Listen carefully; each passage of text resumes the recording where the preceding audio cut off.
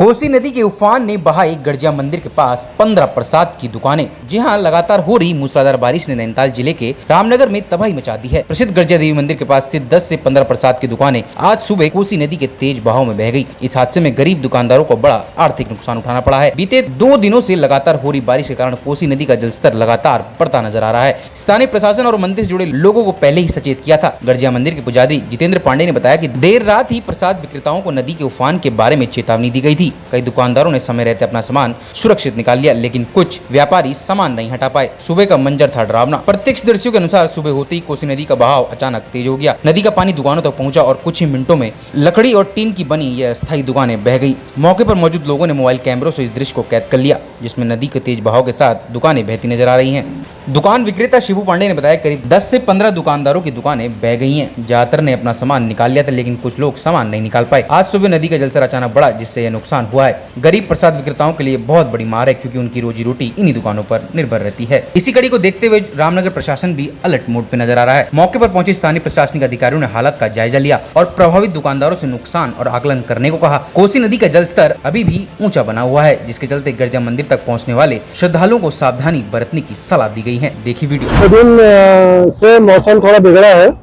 और पहाड़ों में जो बारिश हुई है उससे धीरे धीरे ये अनुमान हमारा भी था कि अब के बाद ये कोसी नदी का जल स्तर बढ़ेगा। तो हम लोगों ने कुछ दुकानदारों को इसकी जानकारी भी दी कि अपना सामान यहाँ से हटा लीजिए। तो कुछ दुकानदारों ने 2 दिन पहले से सामान हटाना शुरू भी किया था और एक रात पहले रात के 11 बजे भी हमने उनको सामान को हटाते हुए देखा है।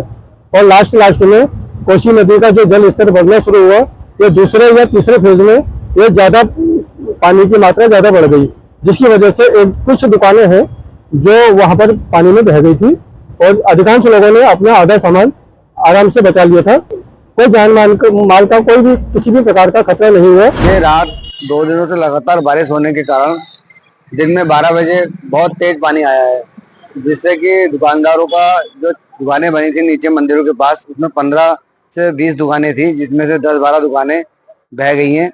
पर एक ही मौके में देखते हुए गांव के लोगों ने उनका सामान निकाल दिया और जो उनकी छपरे वगैरह थी वो बह गई हैं, जिससे उनका नुकसान हुआ है।